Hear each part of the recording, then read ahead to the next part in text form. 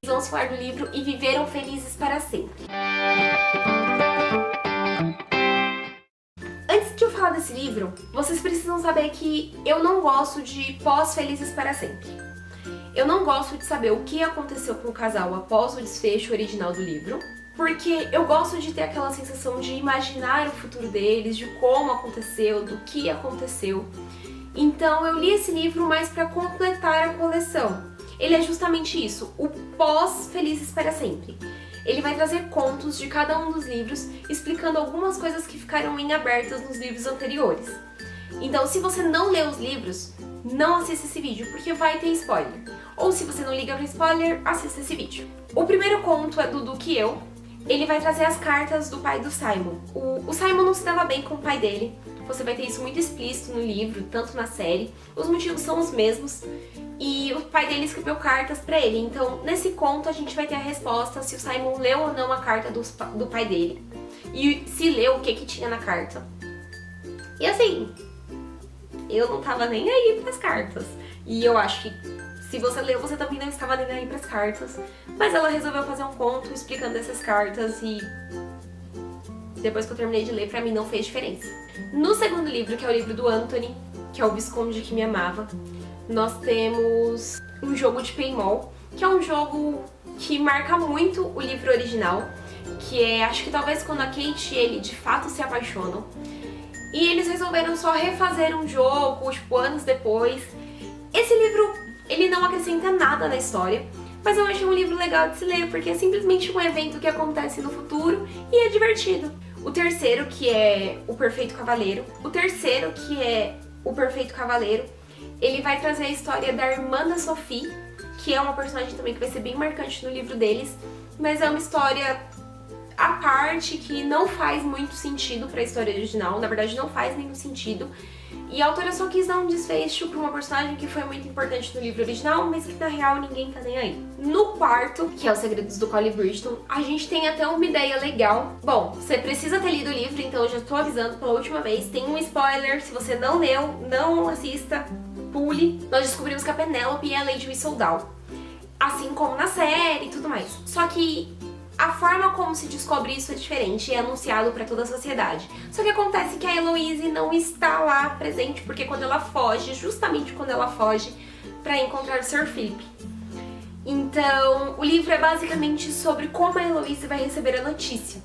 A Penélope e o Colin decidem contar pra ela, só que acaba que é bem no dia do casamento dela, então como que conta pra alguém assim no dia do casamento?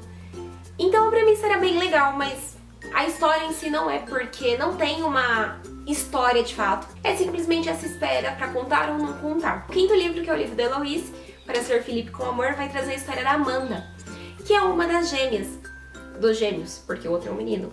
E vai contar sobre como ela debuta, como ela se apaixona, como ela casa.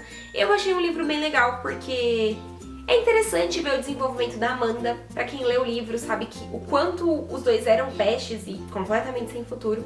Então é bem legal saber como a Heloise se saiu no papel de mãe, em criar as crianças, como ela ficou após essa criação da Heloise. Então esse livro eu achei bem interessante. No livro do Conde Enfeitiçado, nós temos um acontecimento logo no começo do livro, que é quando a Francesca perde o bebê do primeiro marido. E no final deste mesmo livro, ela está tentando engravidar, porque o sonho dela é ser mãe. E é o que faz com que ela decida se casar de novo, abandonar o luto ao longo do livro. Então, nesse livro, nós vamos ter a revelação se ela conseguiu ou não engravidar. Eu não gostei muito desse livro, porque na minha mente ela tinha engravidado, eles tinham tido um filho e tudo tinha ficado bem. E o livro já não vem muito com isso, já se passaram acho que 3, 4 anos, não lembro. E ela não engravidou, pelo contrário, ela tem um problema pra engravidar. E é uma coisa que eu não tinha imaginado pra personagem, eu não tinha imaginado pro casal viver. Então não fez sentido na minha cabeça. E a forma como eles abordaram a história, como eles fizeram decorrer e o final que eles deram não me agradou, porque eu achei uma coisa muito forçada. Depois nós temos a história da Hyacinth, que é o conto do beijo inesquecível. No final do livro da Hyacinth, não sabemos se ela consegue ou não as joias. E esse livro é justamente por isso, para saber se a Hyacinth achou o grande tesouro.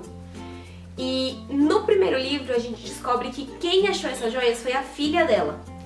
Só que a gente não sabe se a filha dela conta ou não pra ela. Nesse livro a gente descobre que a filha dela não contou. Já passou acho que 10 ou foi 20 anos.